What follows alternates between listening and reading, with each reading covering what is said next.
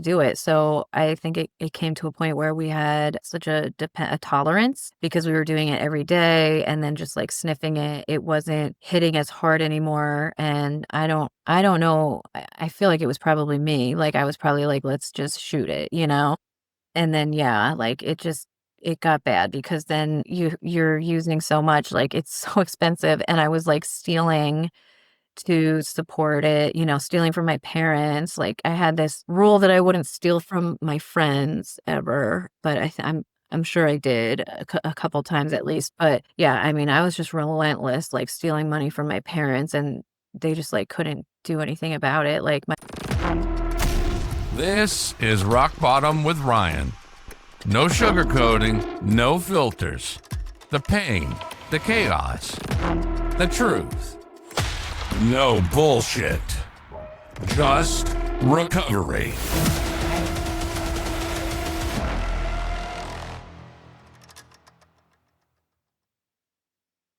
At first. All right. Welcome to Rock Bottom with Ryan. I'm here with Katherine today, and she's here to tell a little bit about her story and go into detail about what she experienced in the past and what her relation with, drinking and drugs and all that was about and what she's doing now today. But we'll start off with just having you introduce yourself. Yeah, thank you so much, Ryan. I really appreciate this opportunity to be here. I feel like it's very timely. I think I'm at a place in my life and in my recovery where I finally feel like I can share like my whole story, like my whole real story, like all the nitty-gritty details and whatever, because I've never done that before. So this is going to be the first time I'm really like diving into all of that stuff. And I think that it's going to be like a really healing experience for me. And I just hope that, it helps someone or someone can connect with it. And I'm just really excited to be here. My first podcast ever. So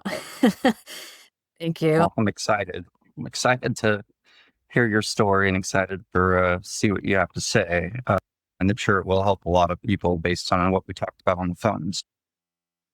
Would you mind just kind of starting off on like what your childhood was like and kind of some of the stuff that you may have gone through that may have led to any kind of use later on and kind of go from there? Oh yeah, for sure. I grew up in Putnam County, New York. I mean, my mom, my dad, my sister, she's 2 years older than me.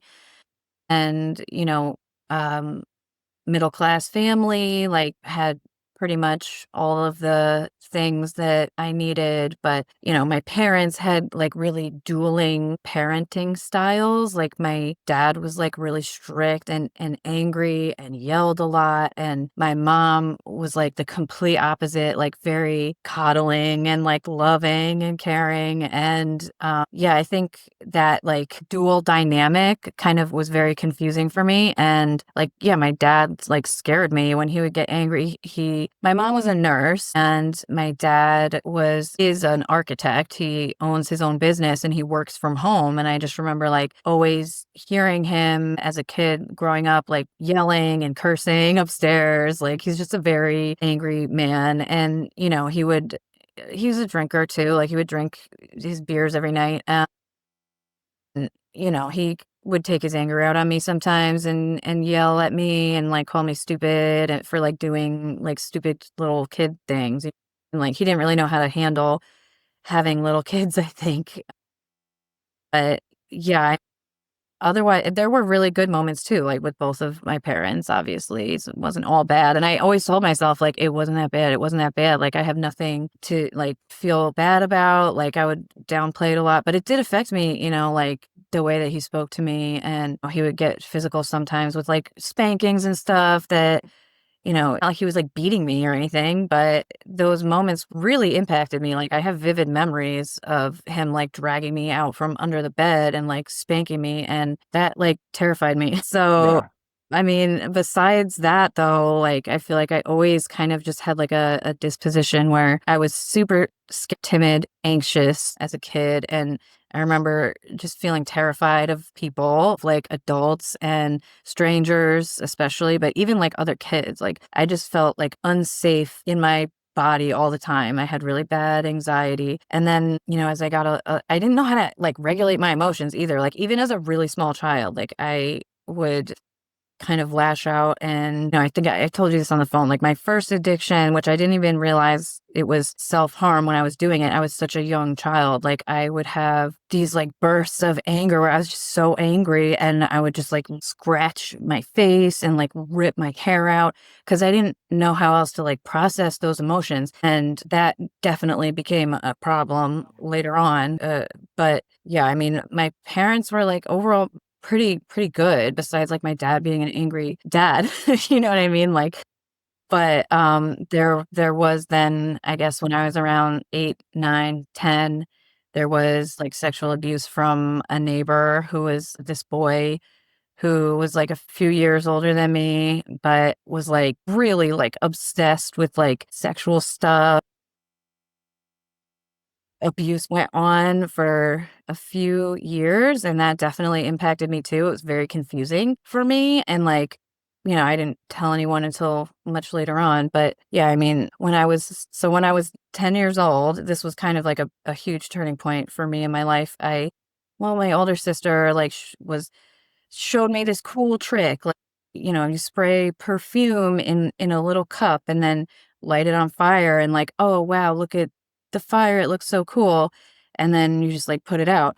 And I wanted to try that myself. I was, like, 10 years old playing with fire in my bedroom, like, I had no idea how dangerous it was, and then I put, like, way too much perfume in the little cup, I lit it up, and it was, like, way bigger than I thought it would be, and I got so scared, I pushed it down off of the table and it fell onto the bed, the mattress, and once it hit the mattress, I mean, it just went like, it became huge flames, yeah, and I tried to put it out with a pillow, and I was, like, yelling and screaming, and I came down, the stairs and I was screaming, "Fire, fire, fire," to my mom, and she didn't believe me. She went up into my room and was, like, trying to put out the fire herself, and she, like, inhaled all this smoke by, like, trying to do that, and, once she realized, like, there's no putting it out, we, got out, we got the cats out, and, we were standing outside the house just, like, watching it burn, and it was just such a horrible moment, and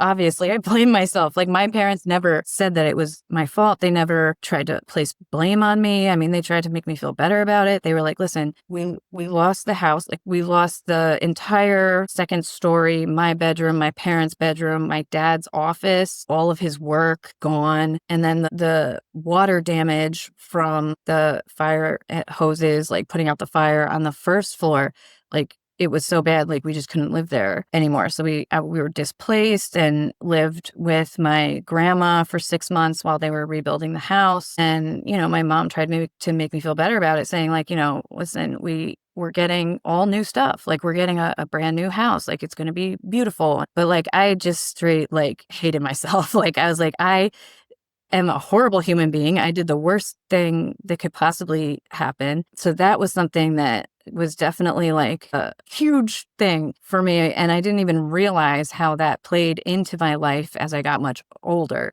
So in school, even before the fire, like I had anxiety issues in school where I would be leaving every day to go to the nurse's office because my stomach hurt, my head hurt. I feel like I was going to throw up. I had that same problem. I was telling somebody yesterday that when I was in middle school, I just lived in such a crappy environment at my home life. And I just remember like every excuse I had during assembly, I would say, "Oh my gosh, I feel sick. Take me to the nurse's office." Yeah. During recess, I'd go to the nurse's office. During class, I would be spending all day in there. And I'm Yeah. sure they knew I was suffering from some stuff at home, but I was always thinking I was sick or something. Yeah. No, that's crazy. Like I'm really amazed that you also experienced that because that was something that I felt like I was the only one with that problem. You know what I mean? Like at such a young age. And It was hell. yeah, They didn't break out of my shell until probably I started drinking in college. right, right. It's like that. Yeah, it's like the substances help us like break out of that shell. Yeah. It seems like such a helpful thing at first until it, snowballs and becomes terrible. Yeah, Exactly. and it was, like, so real, like, the stomach aches, the nausea, the headaches, like, it was real physical experience of anxiety and just not really knowing what it was at the time, and, my mom, like, brought me to therapists and stuff, and I would just sit there, like, I wouldn't say a word. I would not even nod my head yes or no. I was just terrified, like, I didn't know how to speak. It was, like, crazy. I couldn't even look people in the eye. I was just so, like, aside of myself, like, struggling. Again, like, with the self-harm thing, in middle school, like, heard people talking about, like, cutting themselves and stuff, and I was like, "Oh, shit, I'm gonna try that," and it actually it did become an addiction for me because it was something that really did bring me relief. It helped me to process emotions. I mean, it was a very unhealthy coping skill, obviously, but it was, like, the only way I knew how to get these feelings out, and honestly, I just hated myself. I fucking hated myself. I didn't care if I was hurting myself. It felt better to focus on that pain, the physical pain, than the emotional pain? So No, I that totally definitely understand. became a problem. I remember I had tried it obviously in places where like people couldn't see it first, and then I kind of moved to, like, my wrist. I did it on my wrist one time, and, like, I put a bandage on it. I was 12 years old, and my mom saw the bandage, and she just completely flipped out because she knew what it was, and she was like, "What the fuck is this? What did you do to yourself?" Like, she grabbed me by the arm, and she just, like, ripped me and she got my dad to, like, hold me down in the back seat of the car, and she drove me straight to a mental hospital, Stony Lodge, where actually I didn't know at the time, but my mother's mother, my grandmother, had been there and had received ECT, electronic convulsive therapy there. And yeah, I mean, she left me there for 3 days, and I think I just cried the whole time, 3 days. It did literally nothing to help me. It made everything worse, much worse. And, they started just putting me on psychiatric medications and diagnosing me and labeling me and all of these things. And, that was like my life for years. I just felt like defective, like there was something so wrong with me, and like the medications didn't help. There was terrible side effects, weight gain, and then like sensitivity to the sun. So like I was, typically a very athletic young girl, and I was very in shape, and I was used to getting a tan like very easily. And like this medications they put me on, I remember I went on vacation with my family, and like I had gained 30 pounds in a month, and I was, like, out in the sun, and I got terrible sunburn, like, all over. So I was just, like, this fat, burned, like, miserable little kid. I was like, "This is fucking terrible." It And that made wasn't it good for your anxiety or self confidence, no! obviously. Definitely not good for my self-confidence at all, and so I struggled a lot with self-esteem and self-confidence throughout, like, middle school and high school. I was so bad in school, like, I couldn't be in large groups of people, and they had me in a special class where I was just in one classroom all day with, like, less than 10 people, and, like, that was better for me, but it was still, like, really just really hard for me to be in like, groups of people.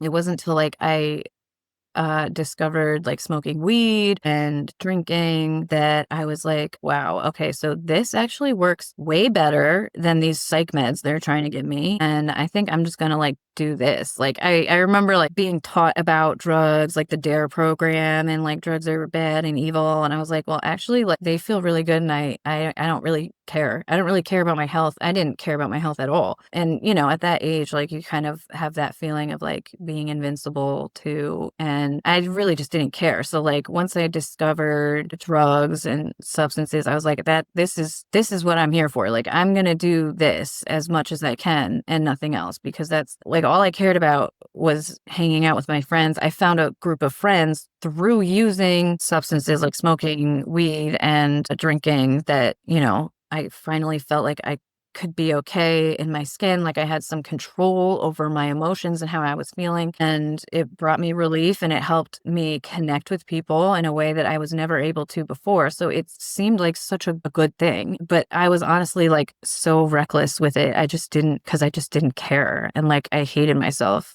deep down underneath. I realized that most of the time. But so I got into like this group of friends and really like all I cared about was using drugs and hanging out with my friends. Kind of drugs were you using, and kind of how did it start Yeah, I off mean, slow? so yeah, I mean, not really. It started out with like the weed and the drinking, and I wanted to like smoke weed every day. And then it was like, what else can we do? And basically, like anything I could get my hands on. And I ended up, doing psychedelics and ecstasy, cocaine, which I really didn't like. I don't really like stimulants. They don't do much for me. I'm definitely a downer girl. And, so it led me to, I mean, there was a PCP phase that was just fucking awful. That was when I was like 16, 17. And I eventually got introduced to the prescription pain pills, like the oxys and the morphine. And I was like, wow, this is the thing for me. Like that was what just made all the pain go away, all the anxiety go away. And like it just felt good. And so I got hooked on that like really fast. I mean, I was also doing a lot of cough medicine. I don't know if you ever had a cough medicine phase, but I feel like a Mm. lot of kids like do that because like they can't get like the real drugs. So they'll like steal cough medicine. I mean, that's what me and my friends did. Like we would steal cough medicine, the triple C pills and NyQuil and stuff and just like trip See how zonked out you can get. yeah, and just, like, trip out on cough medicine, and I was, like, obsessed with doing that, like, I love doing it, and I did it so much. I did it for, like, a week straight one time, and I actually had a seizure, and shortly after that, I ended up having to get an appendectomy. They had to remove my appendix, and I really feel like it was because I did so much cough medicine that my appendix just, like, was not handling it, and they said that it was they had to do the emergency appendectomy, remove it, and the doctor was like, "Yeah, if you had waited any longer, it would have exploded inside of you." And I was like, "Wow, okay, that's great." But, yeah, so I really had, like, no care in the world for my own health or well-being, and, yeah, the PCP phase was really bad because, What does PCP do exactly? I've never had it. I mean, it's like a psychedelic, but it's also I think it's classified as a psychedelic, I'm not sure, I wish I had the right answer for you, I'm sorry.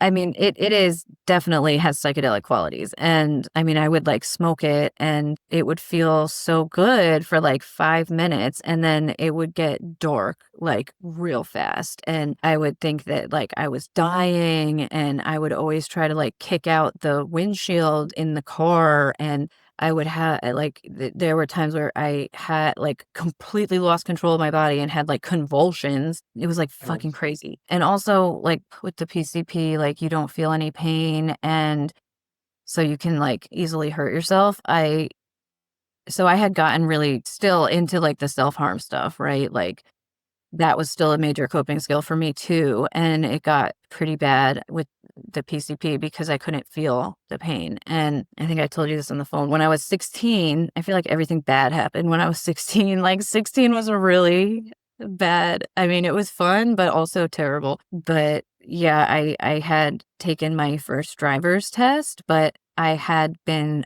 up smoking PCP the night before, and I failed the driver's test, like, wow, duh. So I had a complete mental breakdown over failing the test. I like ran into the woods and found like a glass bottle. I broke it and I just cut my abdomen wide open. Like I scared the shit out of myself because I didn't feel it at all. I just looked down and wide open. I was wide open, blood coming out, and I went to my mom in the car, and I was just like, "We have to go to the hospital." She was just like, "Okay."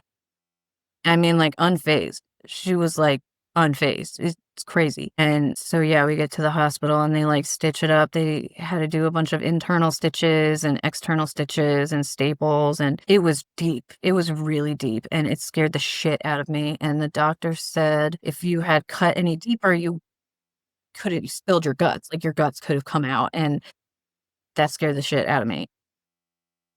That is frightening. Yeah, How long brutal. were you in the hospital after that? Oh, not long at all. I mean, they just stitched me up and discharged me. Oh, wait. They didn't put you into like No, they some kind did. of watch. They put me into the psych ward at Putnam Hospital, which was a really terrible place. And I've been there multiple times for self-injury and for suicide attempts. I mean, Yeah, there was one time. Sorry to cut you off. One time where I no. had been drinking so much on another one of my dark benders that I was on. I think I was at a bar at like 8 a.m. or something in Seattle area. My friend who bartends actually told me I looked like complete crap. Like I had been drinking nonstop for like 2 weeks and decided I'm going to go to a bar this morning. I got nothing else to do. But apparently I was just looked like hell and really depressed, obviously. And then so I decided after she made that comment, I was like, all right, I'm going to go check myself in the hospital. Like I started having these like suicidal ideations over those 2 weeks. And they put me in the psych ward while going through detox and like No. going through withdrawals. And I was just, how those places are. It's like all you hear is people screaming and like yelling and just all this commotion. And I just remember like felt like I was in an actual nightmare Yeah, for like like you're four in a days. movie, right? Like What If Over the Cuckoo's Nest, like literally terrifying. Yeah, and I mean, I think those places have a purpose, to stabilize people, but they could definitely be better. Yeah, To tell you, exactly. the nurses were not kind at all. Yeah, they Like treat you like some kind of like, like a unwanted animal or something. absolutely. Yeah, it really is like that. I think they need a lot more compassion in places like that. But yeah, I had been in that place many times, and also other places like Four Winds I went to as an adolescent, and that's like I guess a little bit better of a hospital, a psychiatric hospital, but I mean, I when I was 16, I was sent to Four Winds for something. I like don't even remember what it was, probably some kind of self-harm or something.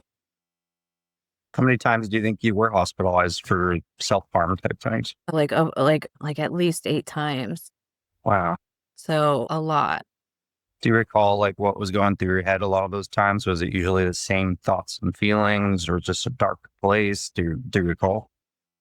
Yeah, see, I was, like, trying to think about it and put the timeline together in my head and, like, what caused me to try to like, take my life at those times, and honestly, like, I can't remember the actual trigger, like, the event that happened that pushed me to the edge, but I just remember feeling like I just can't do this anymore, like, I can't handle these feelings, I can't handle these emotions, I can't handle, like, being alive, I just didn't wanna, like, deal with anything anymore, and, I just had felt like that through my whole adolescence, and it seemed like nothing was helping, like, everything was making it worse. I had this really terrible psychiatrist, therapist, doctor who was just so stigmatizing and so, like, he would, like, talk down to me all the time, and there was, like, no compassion or understanding or even trying to get to the root cause at all. Like, he would just label me bipolar, "You're bipolar," like, "Take lithium, take this, take that. You have,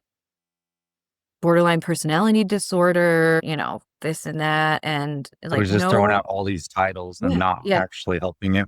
Not actually helping me at all, not actually trying to get to the root cause that was trauma. It was the trauma I experienced, and I didn't even realize it, but the things that I experienced as a kid, it caused me to have nightmares, it caused me to have horrible intrusive thoughts, like, about death, and I did not know how to express that, I didn't know how to say it, and nobody ever asked. Nobody ever asked me, "Are you, like, experiencing" like, I was never screened for any type of PTSD or anything, but I truly believe, like, I had PTSD, from the fire and, the sexual abuse, and it just was not identified until much, much later in my life, and when I was 16, they I was at Four Winds, and they put me on Klonopin, which is a benzodiazepine like Xanax, Like and Xanax.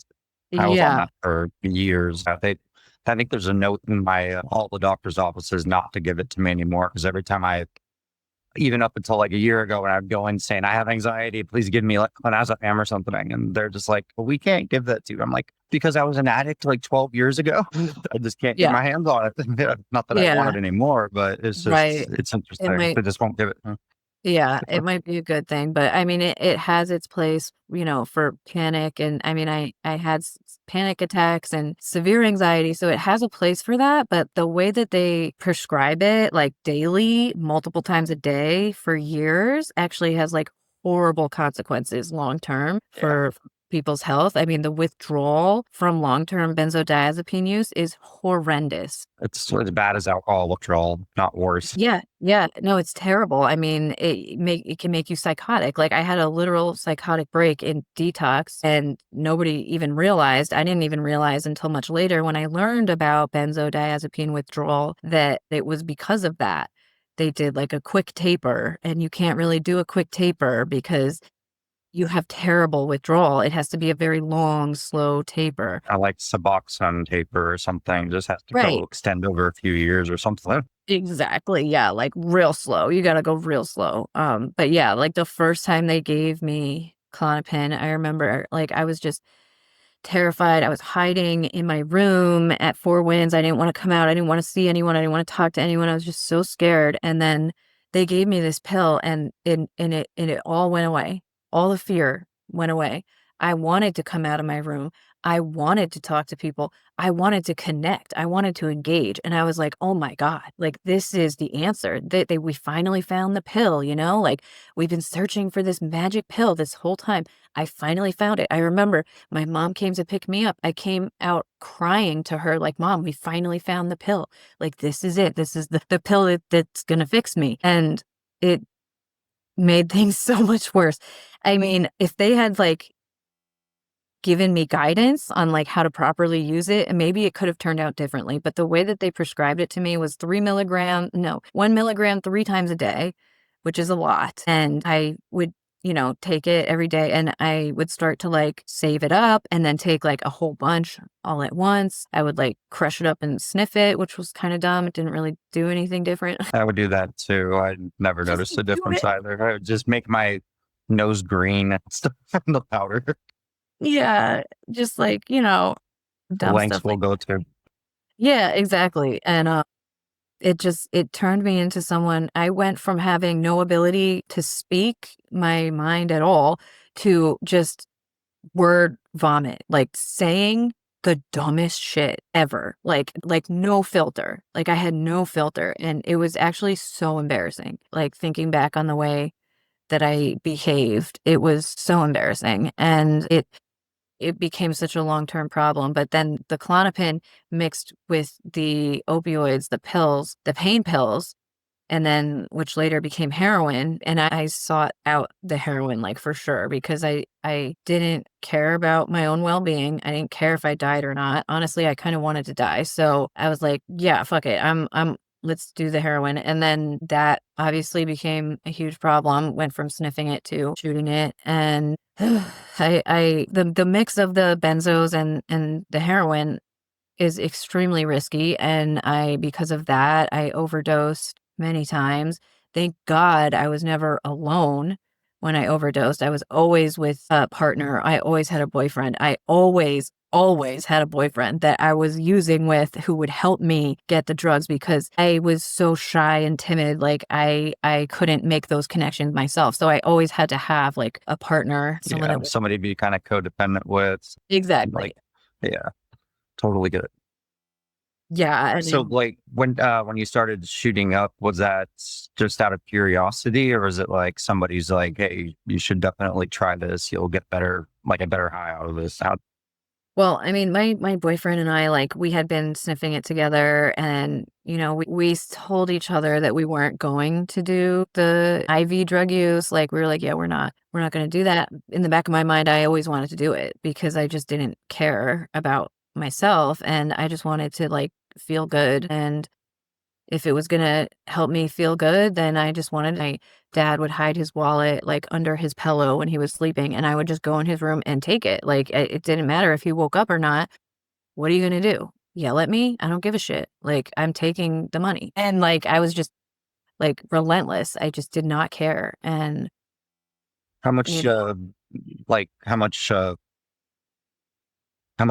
like money do you think you were going through each day as far as drug use? Like 200, 300 a day or hundreds of something? dollars, yeah, for sure, Yeah. hundreds of dollars, and there was a point where I stole, like, my dad's coin collection, which was apparently worth, like, $10,000. I sold it, I you know, copped it, sold it, and for, like, $1,000, and that $1,000 was gone in, like, 2 days, and he was, like, devastated over that. I think he's, like, still kinda devastated over that because that he had been collecting those coins for, like, his whole life. And it was, like, really meaningful to him, and I just blew it in, like, 2 days. It's crazy. Yeah. Yeah. I'm sure there's still a little resentment there. But yeah, no, I'm sure he's, like, still So not what happy age about it. were you when that happened? I think I was, like, 18. 18. All right. Continue. What happened after that? Like after the Klonopin and the IV, what happened with that? Yeah, so I think I was 18 years old where I had, like, a suicide attempt that was, like, so legitimate. Like, I was like, I'm gonna do it this time, like, it's gonna happen. I'm gonna kill myself." And it Planned it out, premeditated, I all planned it just out.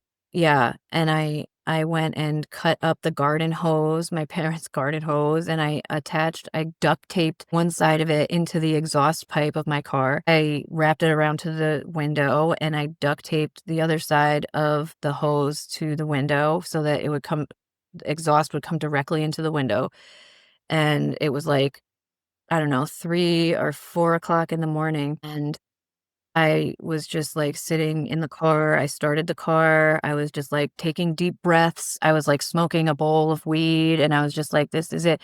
I had, like, my suicide note that was, like, so dumb, and I was really committed, and I really thought it was gonna happen, and my sister and her partner decided to come out of their bedroom and come into the living room and, like, use the computer at, like, 3 or 4 in the morning, which I did not expect, and they had a direct line of sight to the car, and I don't know if I mean, the lights were off, but I don't know if they could tell that the car was on, and so my sister sent her partner, Stella, out to check on me, and she was like, "Kathy, like, what the fuck are you doing?" And I was like, "Nothing. Leave me alone. Leave me alone." And she went away, and I was like, "Okay, I'm fine. I'm just gonna keep doing this." And then the police came, and they apprehended me. They brought me to the psych ward again. I mean, I was, like, devastated. I was like, I really thought that, like, I would not have to deal with anything anymore. It was always just, like, the in my back pocket, I felt like if I can't stand it anymore, I can do that. Like, I can end my life and it'll be okay. No, it's not that easy. It's just not. It's just not that easy. I had tried, like, I swallowed a whole bottle of trazodone, just came right back up. And, I was like, it was like the third time I had tried to end my life and it did not work. And I was like, fuck, if I can't kill myself. If I am not gonna die, I have to change because I cannot live like this anymore. I just can't stand living like this and feeling this way. And that was like one of my rock bottoms where I was like, I gotta change, Like it was that like spiritual moment where I just wanted to surrender and like try to do better and try to heal because I had no desire to do that prior. Like I just hated just myself so wanted, much. yeah, you just wanted to like self-medicate and numb yourself, and which ended up leading to suicidal ideation. But this time around, you're like, holy crap, I just want to change. I just want to do something about it. Yeah. Yeah, Okay. I was like, And how old were you at that point? I was 18. 18 now, still okay. All right. Yeah, and I mean, it's not like that was when everything changed, definitely not. Like, it was a turning point for me where I was like, "Okay, maybe I deserve to try to get better," because I think before that, I just had no hope for myself. I didn't think that I would ever get better. I thought I was just a piece of shit, like, human being, like a borderline bipolar, like, defective human that was, like, never gonna do anything or be good. So, like, I had no faith or hope in myself at all, and that was, like, the turning point where I was like, "Okay, like, maybe if I'm not supposed to die, like, maybe I am supposed to be something better," and so, yeah, like, mentally, it was a turning point for me, and I did go to rehab, like, shortly after that, and I tried to get sober, I tried to stay sober, and I had this attitude where, like, I kinda thought it would be easy, and it was not easy at all. Like, I got out of rehab, I had the intention to, like, not use any drugs at all, and then, like, I went right back to my same friend group, and of course, they're, like, using drugs all the time, and very quickly, I went back to I was like, "Okay, well, I'll just, like, smoke weed and drink, and I won't do anything else," and then that, like, wasn't good enough, and I hadn't healed enough, and so I just At the went, like. time, sorry to cut you off, but at the time, just sticking to marijuana and drinking, was that satisfying enough for you being like, okay, well, I am cutting back on using stuff because I'm using two of the most like socially acceptable things instead of going to harder stuff? And that was just a way of saying, okay, well, I'm trying, but if you realize Yeah. you're not trying, okay. Yeah, I mean, I was trying, and I thought it was, like, better than nothing, but it very quickly escalated because I hadn't done, like, a lot of the underlying healing work that I had to do, like, they didn't get to the bottom of everything in rehab, it was just, like, detox, stabilization, okay, like, let's talk about triggers and stuff like that, but, like, we never really got down to the bottom of, like, all of my issues, which is what it took for for me to really, like, didn't not feel like I needed to use any kind of substances anymore, but, I mean, that point came much later, like, when I was in rehab again, and I had a counselor who was just such a brilliant woman. She was so inspiring and such a kind, compassionate person, and she helped me so much in a really short period of time, and it was because the fire incident came up, and it came up because I was supposed to go to long-term treatment after a 30-day, 28-day stay at Arms Acres. Well, that's actually when I had my psychotic break at Arms Acres because, they took me off the benzos real quick, and then I was like, "There's bugs, there's spiders in the beds, they're biting me, blah, blah, blah." I flipped out and I was like, "There's spiders in all of your beds, and, like, this place is dirty and blah, blah, blah." I still don't to this day, I don't know if this was real or not, but, like, I was in a group and I saw, like, a nest of spiders on the ceiling, and it just, like, burst and all of the baby spiders came out, and, like, I don't n and everyone around me was, like, seeing it, and I don't know I don't know if that was real or not. Well, but I had that during withdrawal one time where I thought spiders were crawling across the ceiling and stuff. That was crazy. God, it's, like, my worst nightmare. Yeah. Same. Yeah, if I see a spider now, I will hire somebody to come kill it for me. Yeah, yeah.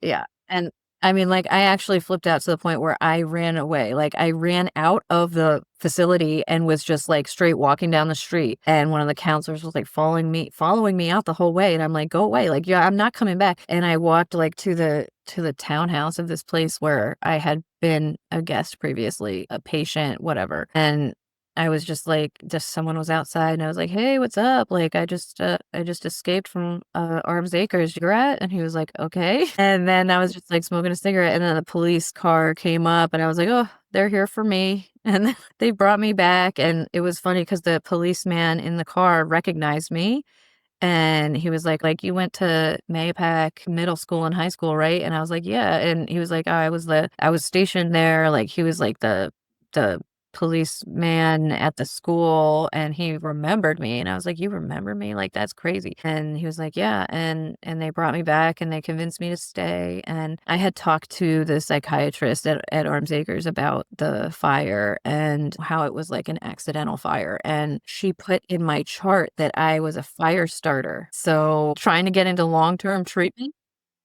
she labeled me as a pyro, and it was when it came up, like, I was the counselor told me, "We're not gonna be able to send you anywhere. No place is gonna take you because this is in your chart, and we can't change it." And I had a complete mental breakdown because that was the core of my trauma, was the fire that was my fault, and the way it came up was so horrible, but I'm grateful that it came up because I was able to deal with it in that moment with a really compassionate and skilled counselor. She walked me through this exercise of like, close your eyes, relax, imagine yourself like that child that caused the accidental fire. Like, it was an accident. What would you say to that child? Like, what, like if it wasn't you? And I was like, well, I would feel real fucking bad for her, I would say it's not your fault. Like, it's not your fault. And she had me do that. Like, she had me speak to my childhood self and make amends and forgive her. And it was so powerful. Like, that was another huge turning point for me because it addressed the underlying issues. And then it brought that to the surface and it was really painful. But I realized, holy shit, like that is still affecting me. Like I hate myself because of that. And that is something that I need to work on and I need to talk through. And that's kind of when like I was able to dive into trying to recover. So I got like really into reading self-help books and like going to therapy and actually trying to talk and like I was in this program. Well, I was in when I was how old was I? I was like 20. Yeah, this part. When I was 20 years old, my mom was like, "Okay, you can't live here anymore. You have to go to rehab again because it got bad again." And at that point, I was like, honestly, like I feel so bad like for everything that I've put you through. Like, yeah, I'm just going to do it. Like, I'm just going to go. And I went to St. Vincent's like dual diagnosis unit and that was tough. Like it was, a mix of like severe mental illness and addiction and my roommate was, like, floridly psychotic and I mean, I was a little bit scared of her, but, like, not really. I mean, she was just fucking crazy, like, she was saying shit like, "I don't mean that." I mean, that was, Yeah. like, cruel, but, I don't mean that, but, like, she was literally psychotic, telling me that, like, she's married to Jackie Chan and she has Jackie Chan's, like, skin suit in her closet at home, and I'm like, "What the fuck?" And she was a Black woman, and she told me that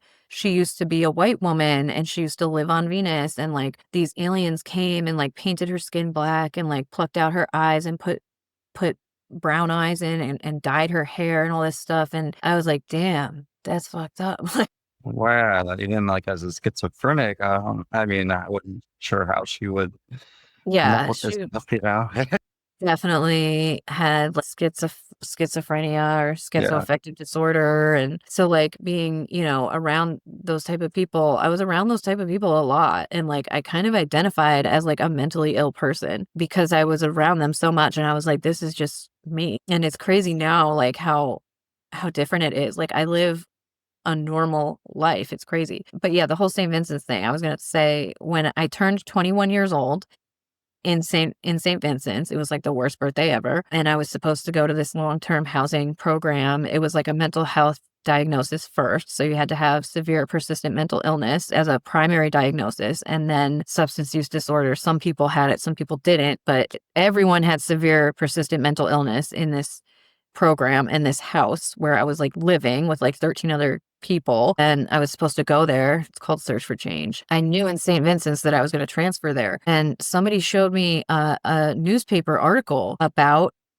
the Search for Change townhouse, like, where I was supposed to go, and it was an article about a girl that got stabbed in the eye with a fork by another resident there, and I was like, "Holy shit, like, this is where I'm going? Like, hell no," and I called my mom and I told her, and I was like, "Mom, you can't send me there, like, someone just got stabbed in the eye with a fork, like, come on," and she was like, "I'm sorry, Kathy, like, it's already been arranged, like, you have to go." And I was like, "Damn, okay. It's really like that Oh, now? just off the Like, wrong girl there. it's really like that now?" I mean, like, she dropped me hard. Like, she, was coddling and codependent, Yeah. if you want to say that, enabling for, like, a long time, and then she just, like, dropped me like a rock. She Yeah. was like, She's like, "I I'm done cannot." with this shit. I was like, "I cannot fucking do this anymore." Like, and I respect that. I put her through hell.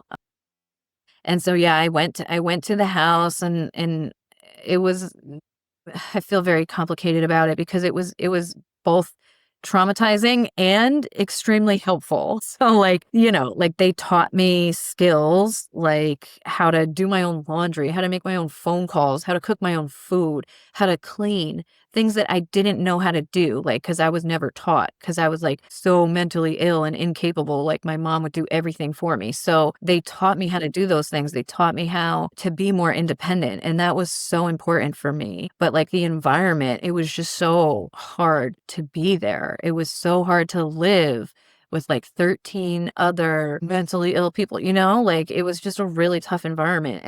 And I had a lot of relapses when I was there. I had 2 overdoses in a row, like 2 overdoses in 2 days, because I How had did you just get like, access to everything while you're there? I mean, they let you go out, like they brought you to meetings, and we would have to go to programming during the day. So like that was also really helpful. Like I went to a pros program where like they had different types of groups for learning, and you get to pick and choose which groups you want to go to. And that was actually the first time that I felt like I had some agency in my recovery. Like I had some choice and I had some respect. The counselor there, I remember she was like asking me what my goals are. And I was like, aren't you supposed to tell me? Aren't you supposed to tell me? Like, I was like, I guess, I had to think about it and actually make choices for myself, like, for the first time, and I feel like those groups were so helpful for me, like, to learn emotional regulation, like, CBT and DBT were really helpful for me, and just, like, learning coping skills and learning about, like, the nervous system and trauma and how trauma impacts the nervous system and, like, what was happening to me. I now understand, like, what was happening to me, and it makes sense now, and I'm able to, like, process it, but it's crazy looking back at it because like, I had no idea like the depth of what was going on, and now I do, and it's like my life is just completely different. Like I really didn't think that I would even live to see 30. Like I didn't really want to. I had no desire to make anything of my life. And then once I hit a turning point where I was like, okay, well, I'm actually like doing a bit better. Like I'm doing better. I'm feeling better. Like this is crazy. You know. Um I think I guess I have to say, like, being on Suboxone, like, really saved my life because I got to a point where, like, I just couldn't stop overdosing. The Suboxone stabilized me to a point where I was able to just do the work. I wasn't, like, seeking out the drugs, and I wasn't, like, fucking around. Like I had my medication, I would just take my medication and like, yeah, it made me high for like the first couple weeks, but then it stabilized me and like I wasn't really, once I got a tolerance to it, like I would take it, but I wasn't high, but like I wouldn't have Cravings crave were there less. right. And I wouldn't have that desire to like go do heroin. So I was able to actually focus on things that I needed to work on. And that was like huge for me. And yeah, I mean, When you were overdosing, if you don't mind me asking, do you think it was purely accidental? You just didn't know your tolerance when you overdosed, or do you think you were passively suicidal when those things are happening? well, there was a couple times where I was definitely suicidal. Like I was trying to do it. Like I was Yeah. trying to overdose. And yeah, thank God, like that never happened. I was never alone. Thank God. There was always someone there to help me, to bring me back. But yes, I mean, there were many times it was accidental, for sure. And then, yeah, there were times where it was not, like What was so when you were in treatment and you were getting on Suboxone, what was like one of the most difficult subjects from the past that you had to approach that has been the toughest to go through and face and deal with sober? in relation to, like, the Suboxone. Not in relation to the Suboxone, mainly just, when you finally started to come to and got Yeah. all, everything, what was like the hardest thing that you could still be working on it to this day, but what's been the most difficult thing to cope with? Having, like, self-forgiveness, self-esteem, self-confidence, like, learning how to not just, like, love myself, but learning how to, like, not hate myself, like, learning how to kind of like myself, and then learning how to, like, feel good about myself, and then eventually have love for myself, because I think it was just, like, all of this shame and these labels that I internalized that just made me hate myself. And then, once I realized like I was so much more than that, and I wasn't any of those things. Like, I'm not bipolar. I don't have personality disorder. I live a very stable, normal life now. And so it's just crazy that like I went through all of that, and I feel like the system failed me in so many ways. And now like I'm trying to like be the person that I wish I had back then for other people, like in the work that I do now. Like, I'm a recovery coach, and I'm a KSAC, which is an alcoholism and substance abuse counselor in New York State. And I started my own private practice, trying to help people. I'm really into like peer services. Like, it's something that means a lot to me. Like, it was introduced to me through my own recovery, where I started to actually do better. And one of the counselors was like, "Hey, you are doing well. Like, you would probably be a good peer." And I was like, what is that? And she was like, "Oh, it's like someone with like lived experience who can help support other people going through like similar things." And I was like, "Oh, well, that sounds really cool." And so I was introduced to that concept, like, I don't know, 15, no, 10, 12, maybe 12 years ago. Um, and it kind of like, I just made a career out of it, like, because I love it. I love it so much. I love being able to be authentic with people, um, and being able to like have that shared experience and help support them. And I'm all about like having compassion, no judgment, never shaming people, right? Like, just being a space for people to process like what they're going through, and helping support them with resources, whatever resources they're interested in, just making sure they know everything that's available, supporting, multiple pathways of recovery, harm reduction, reducing harm however possible, and just treating people with dignity and respect, because I didn't have that like for so long in my own recovery process. And then when I did finally experience that, it was life-changing for me. Yeah. But if you did have that kind of support earlier on, you probably would have gotten well earlier on, but you just were Yeah. failed by the system. Yeah, exactly. Did it ever lead to many arrests or any legal trouble? Yeah, there's like so much to my story. Yeah, like I, was doing well, and there were so many points in time where like I was doing well, and then I would have a slip, or I would have a relapse, and then it would get bad again. And then I was doing well, and then I would have a slip and a relapse, it would get bad again. Like, that was the pattern for years. And like towards the end of it, when I was like 23, 24, I had another really bad relapse, and I was arrested for driving while intoxicated. I was like whacking out at the wheel after doing heroin and Klonopin again, like driving to work. And I remember the police officer pulled me over, and he was like, "Are you okay? Like, you were swerving on the road." And I just broke down crying, and I was like, "No, I am not okay. Like, I am so fucked up right now. Like, please help me." And, Yes. yeah, like I got arrested and everything. And then it happened again, less than a month later. Less than a month later, I did the same shit again. And I was like backing up in someone's driveway, and because I made a wrong turn, I was trying to turn around, but I accidentally backed up over like a railroad tie, and my car got stuck in their driveway. I mean, the people never even came outside. They just called the police, and the police came, and I could not pass the sobriety test. So again, I got arrested. And I was really lucky that they had compassion for the situation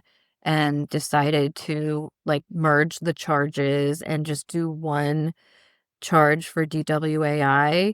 And I did 3 years of probation. I actually had an amazing probation officer, John Mulraney. He was so kind, and he really supported me. He wasn't trying to like get me in trouble ever. So yeah, that was actually really, really helpful for me to be on probation for 3 years. Because at that point I was like, okay, I want to like recover. I want to stop doing drugs. I want to be sober. I want to be better. And at that point, it was just like really, it was good for me. And then I was able to do the community service work, the victims impact panel. I was able to do all of that stuff, and basically, got through that. But yeah, I couldn't drive for like 3 years, and my mom would Uh, just drive me around everywhere, which was, like, so nice. yeah, no, I understand. I lost my license for a while too after my DUI, so I understand not Yeah, being able isn't to be self-sufficient. yeah, and, like, driving after not driving for, like, such a long period of time is, like, crazy. Like a It's like 16-year-old all over again, getting your license. yeah, it's, Yeah. like, scary. Yeah, I mean, that's what sobriety's like too. I keep saying, it's like, whoa, everything's so new. Once you get your Yeah, license back, you get right. sober for a long period of time, and you're like, wow, everything is so new. Yeah, it's like learning how to live life again, I mean, not again, but, like, for the first time, honestly, for me, like, there's so many things, like, I just didn't know how to live life ever, and I'm finally, like, I know how to live life, and, I'm married now, I have a baby, which is in Congratulations. thank That's you, awesome. it's insane to me, like, I cannot believe I am a mom. I mean, just think about it. I mean, years ago, I'm not sure how old you are now, but years ago, you were duct taping a hose to your exhaust pipe, and now you're a sober mother just thriving. That is awesome. Yeah, That is literally. cool. The transformation is, like, insane to me, and that's why I have the passion for, like, sharing my story, and even though it's really hard and being vulnerable about this stuff, it's not easy, like, it's really hard. I still have a fear of judgment from other people, but I have learned how to talk about this stuff and how to be okay with it, and because I've had such positive experiences in the past, like, in safe spaces, being vulnerable in safe spaces is, like, an amazing way to heal and to connect with people because like we think that we're alone in all of this and then like we share our story and people are like, "Oh yeah, like I can relate to that." And it's like, "Wow, really?" Like Yeah, and that's like really exactly. powerful. I know, like at the beginning of the interview, when you were talking about, childhood anxiety and pretending you were sick to get out of the, situation because you were overwhelmed. I was like, oh my gosh, that was me. That was me for years, Yeah. just hiding, wanting to hide. Like I always had this is kind of sad, but I always had this imagination as a child where like I imagined my perfect like surrounding would be like to be in literally an empty room with just a TV with just walls around it with nobody that could see me, where I was just hidden from the world because I just hated anybody looking at me, seeing me. It gave me so much anxiety. Yeah, I get that. And that's like that's social anxiety. Like that's like severe social anxiety. And yeah, I guess we both had that. Like Yeah. that. I Now it's like, understand. gosh, yeah, I love talking to people and stuff. It's Yeah. amazing how things can evolve. Absolutely, yeah, like, it's crazy because like, the way that I can connect with people now, it's like, you would never believe that I was, like, so like, paralyzed all the time in the past, could not look at people, could not speak to people, and, like, look at me now. It's amazing, I'm sharing my entire story, like, this is Your own terrifying. podcast now and your mother and you're kicking ass right now. That's awesome.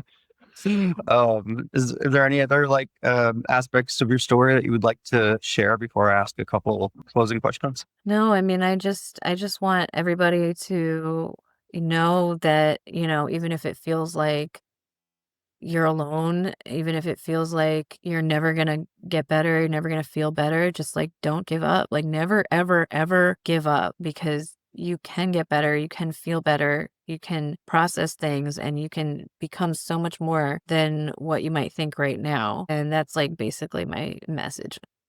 Yeah, that was my next question is like, you covered so many different bases of what people go through, not just in addiction, but with traumas and suicidal ideation and being failed by the system. Like, what advice would you give in those senses for people that have contemplated suicide, people that have suffered, sexual trauma as children, people that have been let down by adults. And, that's a big one on my topic is being let down by adults in your life. And is there any other advice you'd like to give on those subjects?